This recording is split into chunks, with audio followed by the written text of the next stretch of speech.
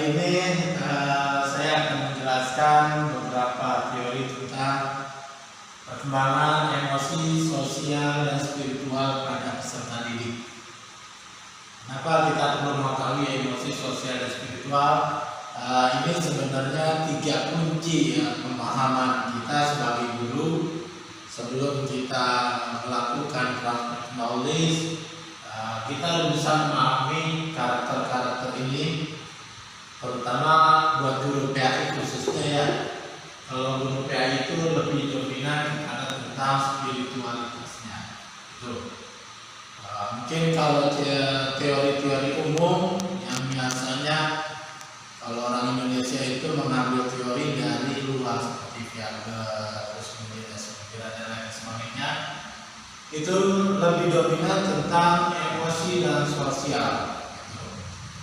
Namun kalau di dunia pendidikan Indonesia, karena kiblatnya orang Indonesia itu adalah Timur Tengah, maka dominan spiritual itu selalu dimasukkan dalam kurikulum pendidikan yang ada di sekolah, baik sekolah negeri ataupun sekolah swasta. Oke, kita bahas sedikit tentang emosi, perkembangan emosi. Emosi ini lebih berbicara tentang perasaan. Jadi bukan, lebih tepatnya emosional ya, bukan emosi. Kalau emosi itu mungkin seperti marah, kemudian baper, terus butuh kasih sayang atau dan lain sebagainya, itu berbicara tentang emosi.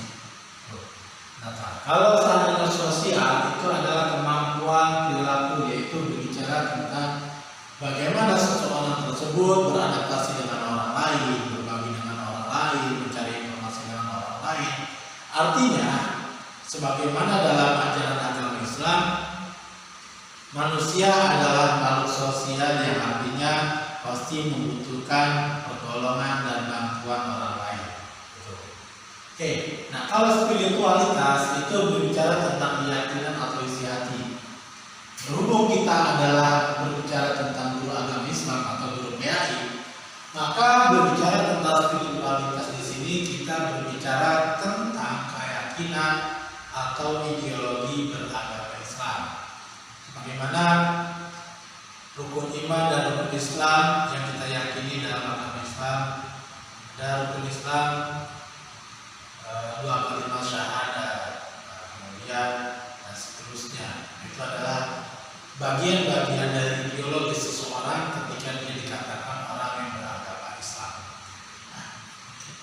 Maka spiritualitas ini berbicara tentang keyakinan adalah sebenarnya landasan dasar buat seseorang. Kalau kita perhatiin di wilayah-wilayah Eropa, kebanyakan orang itu hanya berbicara tentang knowledge, pengetahuan saja. Itu lebih dominan tentang emosi dan sosial, pengetahuan, biasanya seperti itu. Biasanya cuma 3 ini. Nah, maka kalau di wilayah Eropa ketika seseorang mengalami depresi, karena depresi itu nanti ada kaitannya dengan sosial ini, tentang emosi ini, maka orang itu yang terjadi adalah stres. Bagaimana untuk mengendalikannya? Nah, inilah kelebihan yang ada di kurikulum yang ada di Indonesia. Setiap kurikulum yang ada di Indonesia, baik tingkat SD, SMP, kemudian SMA, bahkan perguruan tinggi, pasti mengedepankan tentang pendidikan karakter keagamaan. Kalau kita bicara spiritualitas ini banyak kaitannya.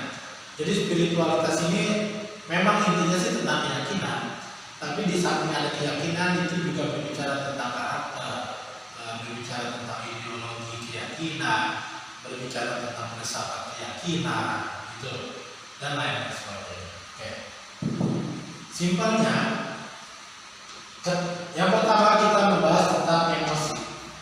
Tadi emosi sudah saya katakan itu berbicara tentang perasaan. Emosi sendiri itu dibagi menjadi 3 tahap. Ada 3 macam. Ada stimulus, kemudian ada original, dan ada respon. Kalau stimulus ini adalah emosi yang muncul dari orang lain.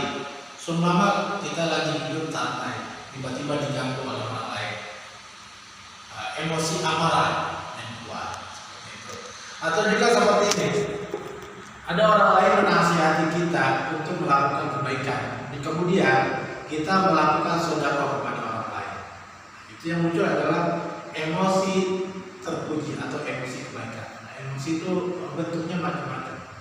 Ada emosi istilah kata ini, emosi yang mendepankan watak keras, ada emosi yang mendepankan watak tenang, ada emosi yang berbicara tentang kejujuran juga ada.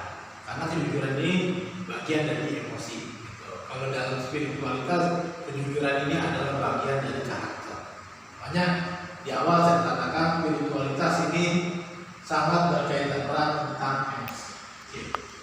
Yang kedua adalah original. Original ini yaitu berbicara sifat aslinya seseorang. Itu adalah original. Walaupun dia tidak dipancing atau tidak diberikan stimulus, karakter orangnya bagaimana? Kalau memang karakter orangnya itu jujur, ya maka dia sangat jujur. Kalau memang karakter orangnya itu pemarah, ya dia orangnya agak sedikit sensitif. Karena original. Nah, biasanya original ini mengacu patokannya kepada filsafat dirinya atau filosofi dalam dirinya. Biasanya bicara tentang itu. Kenapa? Karena untuk hal-hal yang berkaitan dengan original ini ada faktor-faktor lain, seperti faktor lingkungannya bisa jadi, seperti faktor orang tuanya bisa jadi, seperti faktor problem dia sendiri bisa jadi. Contoh, faktor dalam lingkungannya. Seorang anak ini ketika dia mau berangkat sekolah, dia melihat kedua orang tuanya bertengkar, seperti itu. Dalam hati dia, anak ini tidak ingin melihat orang tuanya bertengkar. Dalam hatinya seperti itu. Tapi itu menjadi mindset dalam pikiran dia ujung-ujungnya. Nah, apa ujung-ujungnya itu? Pada akhirnya anak tersebut memiliki emosi yang amarahnya disimpan di dalam dirinya, tidak dimudahkan. Nah, begitu dia sampai ke sekolah, karena dia menyimpan suatu emosi di dalam dirinya yang tidak meledak saat itu, yang tidak kuat, maka yang terjadi adalah anak tersebut ketika dalam pembelajaran dia tidak mood atau tidak semangat untuk mengikuti pelajaran tersebut. Itu dampaknya. Jadi emosi ini sangat penting dalam diri seorang peserta didik, terutama yang sifatnya original ini ya, karena original ini dia langsung maju pada diri peserta didik, langsung maju pada itu. Oke.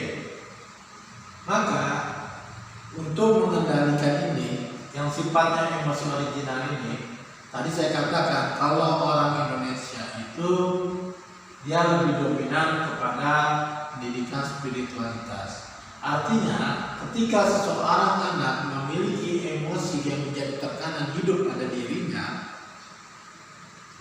kita sebagai guru agama harus mampu memberikan pemahaman kepada peserta didik tersebut bagaimana seorang anak bisa mengendalikan original ini dengan cara spiritualitas. Oke, emosi yang ketiga adalah respon. Respon ini adalah sebenarnya timbal balik dari stimulus. Pada dasarnya ini sama aja. Stimulus, respon, stimulus, itu pada dasarnya seperti itu. Karena setiap ada stimulus pasti ada respon. Ya, nggak mungkin ada respon kalau nggak ada stimulus. Ini cuma konteksnya adalah timbal baliknya saja. Nah, cuman kelebihannya kalau di respon itu peserta didik biasanya cenderung ikut-ikutan. Cuma disuruh maju, serang, gitu. Stimulusnya adalah perintah.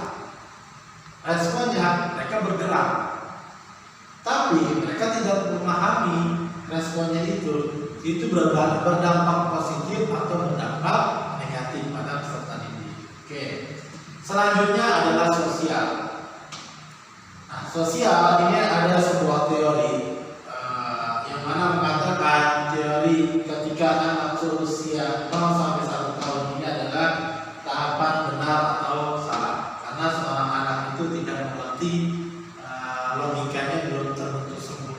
maulid sebelum untuk sempurna, ilmu pertamanya belum cukup ada. Gitu. Makanya anak usia 0 sampai 1 tahun dalam kehidupan sosial dia hanya melakukan.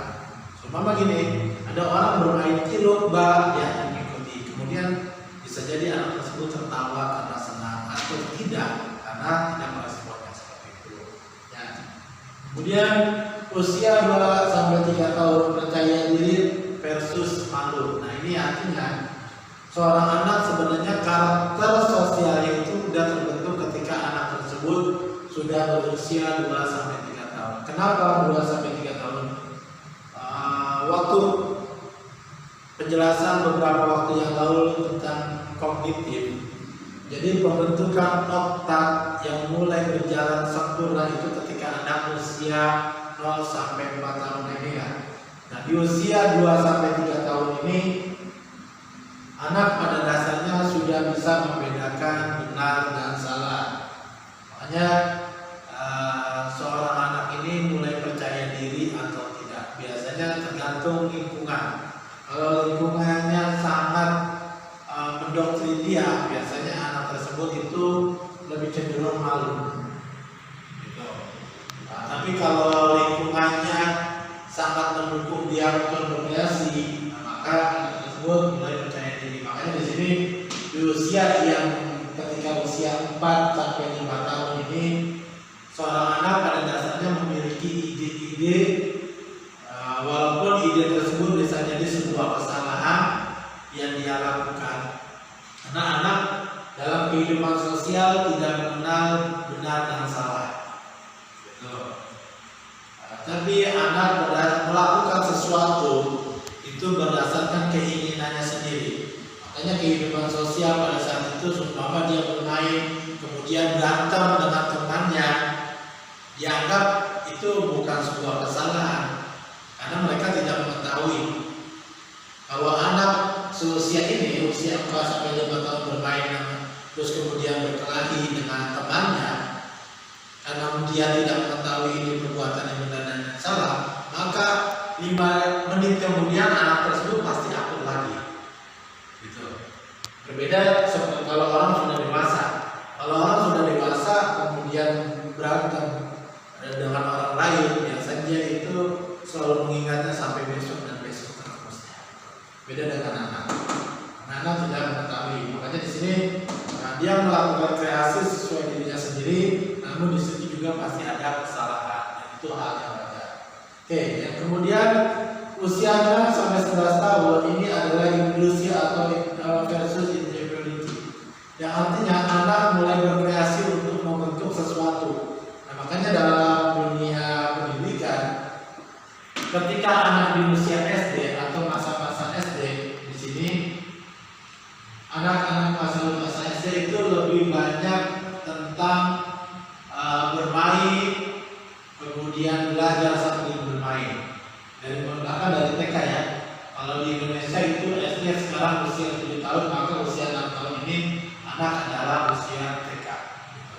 Yang artinya kalau kita perhatiin dalam kurikulum TK, sebenarnya kurikulum TK itu tidak mengedepankan siswanya untuk melakukan calistung, baca, tulis, dan berhitung. Sebenarnya usia TK, usia 6 tahun itu anak lebih didorong untuk melakukan permainan. Kenapa untuk melakukan permainan? Nah, permainan itu sebenarnya diarahkan untuk 3 hal ini: emosi, sosial, dan spiritual. Nah, kalau di Indonesia kebanyakan ada beberapa sekolah TK menganggap kalau anak TK kemudian lulus sekolah TK tidak bisa membaca, menulis, dan berhitung, itu dianggapnya suatu kegagalan. Ada yang seperti itu. Namun sebenarnya usia 6 tahun ini bukanlah usia untuk melakukan peningkatan kognitif saat itu, tapi peningkatan emosi dan sosial dan spiritual. Sebenarnya seperti itu. Ibaratkan jelas seorang anak ini masih polos. Nah, jadi bagaimana agar kreasi pertumbuhan kognitif dan psikomotoriknya semakin berkembang, maka usia 6 tahun pada dasarnya anak ini lebih ditempatkan untuk melakukan industri atau melakukan sesuatu yang dia senang. Tentu itu juga harus ada arahan dari lingkungan, keluarga dan guru ya. Selanjutnya adalah usia 12-18 tahun adalah ego identity, yaitu mulai muncul rasa-rasa kepedulian, rasa ingin benar sendiri. Nah, ini biasa disebut dengan istilah bahasa remaja.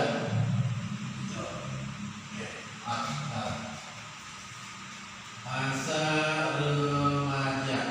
Nah, dalam keadaan sosial, seorang anak biasanya lebih mudah mulai terbuka untuk melakukan kepedulian kepada orang lain, kepada lingkungannya, kepada orang tuanya, kepada saudaranya dan teman-temannya.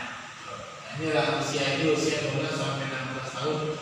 Nah, walaupun pada dasarnya usia 12 sampai 18 tahun ini seorang anak biasanya berwatak agak sedikit keras atau ego identity. Biasanya seperti itu. Ya. Kemudian usia 19 sampai 30 tahun adalah generasi atau suatu inovasi yang dibentuk oleh dirinya. Kemudian 31 sampai 60 tahun adalah generasi atau pertumbuhan selanjutnya atau versus stagnation atau menetap. 60 biasanya kalau masih ada ya dia akan menyadari, memahami lebih luas lagi tentang sosial. Oke. Selanjutnya, ini bicara tentang spiritualitas. Kalau tadi kita sudah bicara emosi, sosial dan spiritualitas. Sekarang kita lebih fokus kepada spiritualitas. Tadi saya katakan kalau spiritualitas adalah berbicara tentang keyakinan, tentang isi hati, tentang ideologi, tentang agama, tentang karakter orang yang beragama, tentang filsafat dalam beragama. Itu adalah spiritualitas. Maka pada dasarnya dalam teori agama Islam, ketika anak usia 3 sampai 6 tahun ini saya ambil usia 3 sampai 6 tahun. Kenapa? Karena usia 0 sampai 3 tahun anak ini belum memiliki pemahaman untuk memahami tentang spiritualitas. Nah, namun kita mulai dari usia 3 sampai 6 tahun. Usia 3 sampai 6 tahun tingkat dongeng. Dalam artian apa? Di sini pada dasarnya seorang anak mulai diberikan doktrin-doktrin keyakinan. Orang tuanya beragama Islam, maka anaknya Islam. Lingkungannya beragama Islam, mayoritas, maka anaknya beragama Islam. Sekolahnya di lingkungan Islam, sekolah tentang keislaman, maka anaknya otomatis beragama Islam. Nah, doktrin-doktrin seperti ini itu adalah tingkatan dongeng. Kenapa tingkatan dongeng? Karena usia 3 sampai 6, sebagaimana yang dijelaskan tadi, bahwasanya usia ini anak itu belum memahami benar dan salah. Tuh. Makanya dalam pemahaman spiritualitas, seorang anak itu diberikan tingkat dongeng atau tingkat kedoktrinan seperti itu. Ya, dan ini penting. Walaupun memang doktrin, tapi doktrinnya doktrin yang baik, yaitu doktrin untuk mengarahkan dia menjadi manusia yang insanul kamil, manusia yang sempurna. Nah, kalau usia 7 sampai 12 tahun adalah tingkat kenyataan. Pada usia ini sebenarnya seorang anak itu mulai berpikir tentang keyakinannya sendiri. Artinya dia percaya dengan Tuhan, dengan Allah. Cuma cara mempercayainya seperti apa? Itu mulai, nah di sini mulai goncang seorang anak itu tentang keyakinannya dalam beragama, mulai seperti itu. Ya, dia akan mempertanyakan hal-hal yang sifatnya mistis dan itu mencoba untuk ditarik dalam dunia kognitifnya dia, dalam dunia pengetahuannya dia. Contoh seperti ini. Kalau dalam spiritualitas, tata cara spiritual, contohnya mau sholat, orang Islam itu diwajibkan untuk melakukan wudhu. Kalau wudhu, bagian yang wajib adalah membasuh muka, tangan, kemudian membasuh rambut dan kaki, itu bagian yang wajib. Kemudian suatu ketika orang yang sudah wudhu ini mau sholat, tapi dia batal karena buang angin. Nah, Muncullah pertanyaan secara logika, kalau dudunya batal karena buang angin, kenapa tidak bagian duburnya saja yang dibersihkan? Kenapa harus wudhu ulang? Itu modelnya seperti itu. Nah, biasanya usia 7 dan sampai 12 tahun, tingkat kenyataan ini artinya keyakinan mereka itu mulai dipertanyakan. Mereka mencoba untuk mencari suatu jawaban yang benar dalam dirinya. Oke. Selanjutnya adalah tingkat remaja. Nah, kalau tingkat remaja ini artinya mereka itu pemahamannya sudah luas. Mereka sudah menemukan sebuah keyakinan, sebuah spiritualitas, namun mereka tinggal membutuhkan pendalaman yang lebih intens. Itu saja. Oke. Selanjutnya adalah indikasi perkembangan emosi sosial bagi spiritual. Ini lebih dominan kepada hal yang harus dilakukan bagi seorang guru. Bagaimana caranya seorang guru itu dapat menerapkan atau memahami emosi sosial dan spiritual pada peserta didik.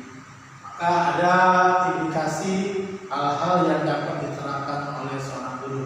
Yang pertama, guru dan orang tua tidak membuat jarak sosial.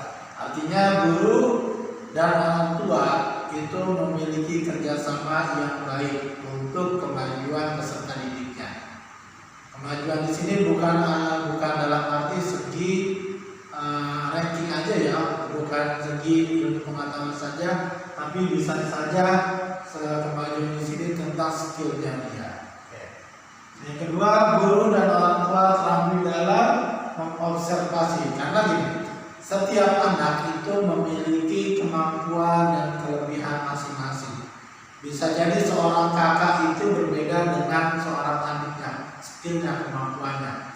Nah, inilah peran guru, tugas guru harus bisa memahami. Makanya teori lain dalam sebuah pendidikan formal yang ada di Indonesia, satu orang guru ini hanya mampu untuk memegang atau mengajar 28 peserta didik dalam satu kelas. Maksimalnya biasanya 30. Walaupun kurikulum kita dalam sistem pendidikan kita itu untuk tingkat SMA dalam satu kelas itu maksimal 35. Sebenarnya secara kemampuan seorang guru biasanya 28. Kenapa seperti itu? Karena tingkat konsentrasi, tingkat skill, tingkat kemampuan peserta didik dalam kelas itu berbeda-beda. Ya. Oke, yang ketiga adalah guru dan orang tua memiliki kemampuan dan keterampilan dalam merekam dan membuat prediksi. Nah, saya yakin hal ini yang ketiga sudah jelas. Mungkin itu saja yang bisa saya sampaikan. Semoga ini bermanfaat. Jika saya ada kesalahan, mohon dimaafkan dan dikoreksi biar saya menjadi lebih baik lagi. Dan mudah-mudahan ini bisa bermanfaat buat kita semua dan juga untuk orang lain. Terima kasih. Saya Heri. Wassalamualaikum warahmatullahi wabarakatuh.